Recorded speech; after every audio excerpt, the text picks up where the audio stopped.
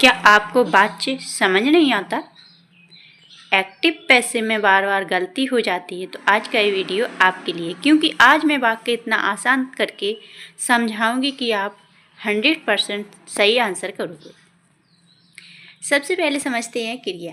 वाच्य क्या होता है, किसे कहते हैं? क्रिया के जिस रूपांतर से यह बोध होता है, क्रिया द्वारा किए गए विधान का केंद्र बिंदु कर्ता है, कर्म है, क्रिया है, उसे वाच्य कहते हैं। वाच्य की परिभाषा है कि क्रिया के जिस रूप से यह पता चलता है कि क्रिया कर्ता है, कर्म है, भाव है, उसे वाच्य कहते हैं। सिंपल भाषा में वाक्य में क्रिया के अनुसार कर्ता कर्म का भाव महत्व बदलता है, उसे वाच्य कहते हैं। वाच्य तीन प्रकार के होते हैं। कर्ता वाच्य, कर्मवाच्य, भाववाच्य। सबसे पहले समझते हैं कर्तावाच्य। कर्तावाच्य क्या होता है, इसको समझते हैं। तो कर्तावाच्य जिस वाक्य में कर्ता की प्रधानता हो, वो सकर्मक और अकर्मक दोनों क्रिया हो, वह कर्तावाच्य कहलाता है। जैसे कि यहाँ सिंपल मैं आपको समझाऊँ तो जहाँ पर कर्ता काम करता है, वहाँ पर कर्तावाच्य होता है। उदाहरण, सुरेश आम खाता है, सीमा पुस्तक नहीं पढ़ती है। तो कोई भी काम यहाँ पर सुरेश के द्वारा, सुरेश काम कर रहा है, सुरेश आम खा रहा है, और पुस्तक कौन पढ़ रहा है? तो सीमा ने पुस्तक पढ़ी, इसलिए यह अपना कर्तावाच्य होता है। कर्मवाच्य क्या होता है? कर्मवाच्य होता है जिस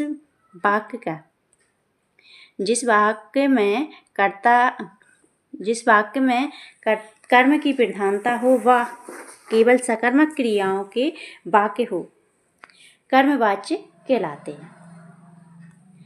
उदाहरण, लेखकों द्वारा पुस्तक लिखी गई और कार चल रही है।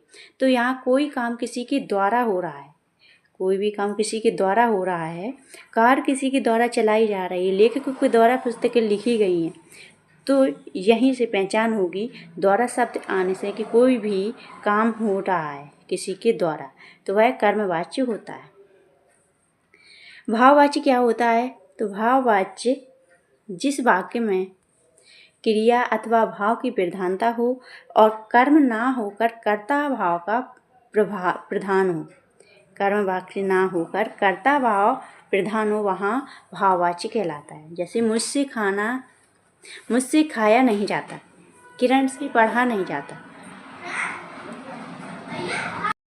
अब आते हैं सुपर ट्रिक पर। वाच्य की सुपर ट्रिक, तो इसमें ट्रिक यह है कि वाक्य आप कैसे पहचानोगे कौन सा वाच्य है।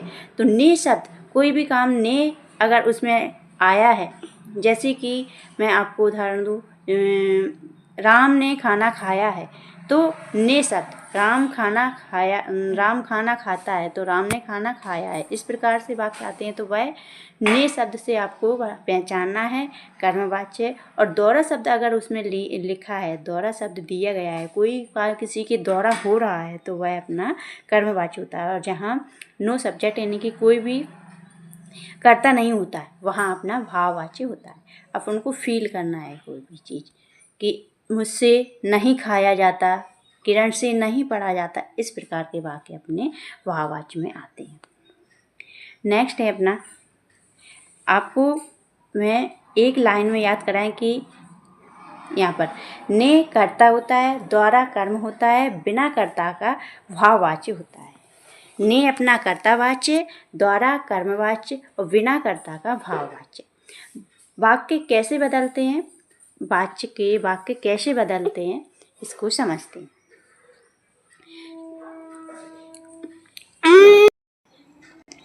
वाक्य परिवर्तन कैसे करते हैं? तो स्टेप फर्स्ट है, इसमें कर्म को आगे लगाना है। स्टेप सेकंड है द्वारा लगाओ। स्टेप थर्ड है क्रिया को बदलो। एग्जाम्पल देखो, एग्जाम्पल से क्लियर हो जाएगा।